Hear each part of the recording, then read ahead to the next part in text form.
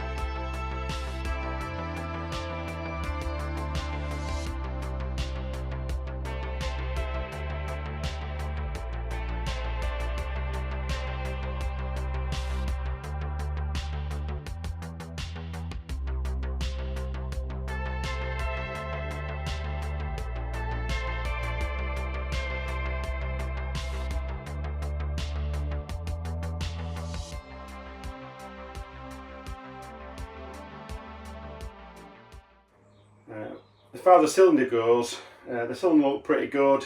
I honed it out at Eurotech, just give it a couple of passes with a honing stones, looked pretty good. Got a brand new piston in, and brand new rings as well. In terms of the cylinder head, we've got a skimmed cylinder head, so we've got a little bit more compression in there now, and it feels pretty good actually. Feels pretty good on the kickstart. So we've got a skim cylinder head in there. Got that from Lee Ross down in Anglesey, Wales. Thanks to him for that. And I've also got a thinner base gasket as well to assist with the slightly higher compression. Now, obviously the bike's done 185 hours, or that cylinder has, and it's hard to tell how worn that cylinder is actually, and I'm not quite sure if these cylinders are nickel-sealed or if they're just cast iron. I'm not sure on that one. So that's a question for some guys out there. They might be able to answer that one for me. But it's back together. You saw the first run of the bike then. Quite happy so far. No obvious leaks on it. The bike started once we got fuel through quite easily. So the bike's back together. The main thing is that I need this bike up and running. I need to be using it to get some bike time in. The other bike, like I said before, is for those special occasions. I'm going to be riding the 300 sort of midweek at Tong on Wednesday. But this bike is generally going to be the week to week hack down the track and in the woods and stuff, like I said before. So this is the bike, this is the bitch, shall we say, that is going to get used and abused, properly used and abused.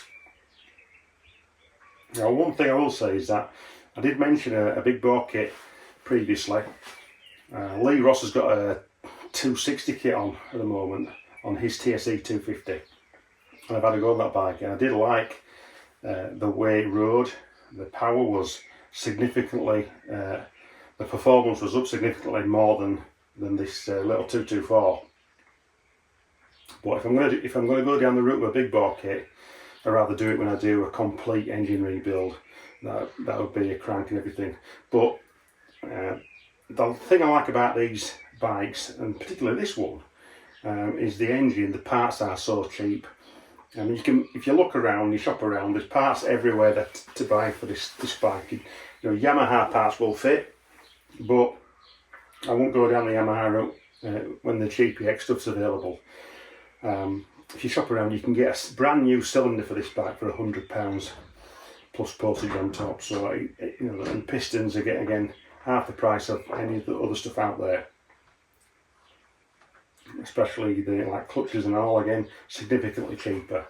So that's what I like about this bike. It's cheap to run, cheap to maintain, and it's the workhorse. I don't need it to be super powerful at the moment for what I'm using it for. It's mainly for fitness. I've got a 300 two-stroke in there, which has got the grunt that I need for the more technical type riding. So the engine's back together, engine's running, happy with that. I'm going to do a few heat cycles just to make sure I've got no leaks, no coolant leaks, no oil leaks.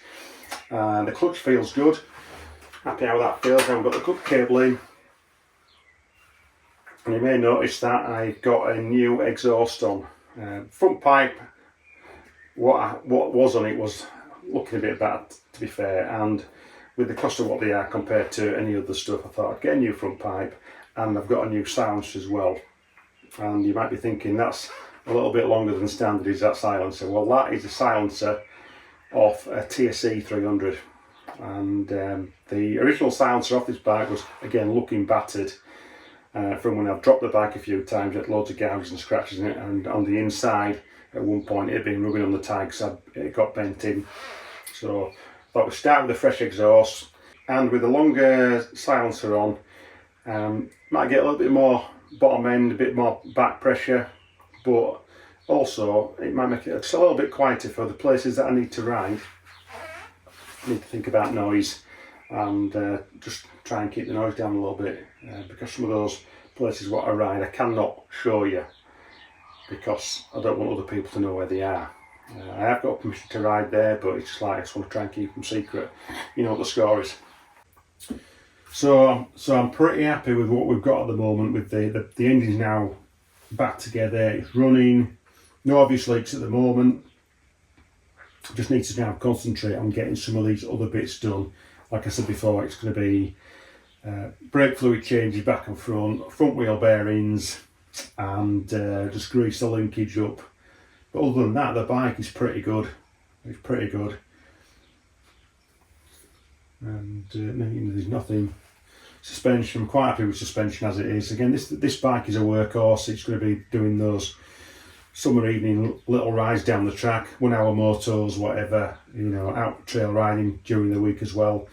The 300 is for those more technical type rides.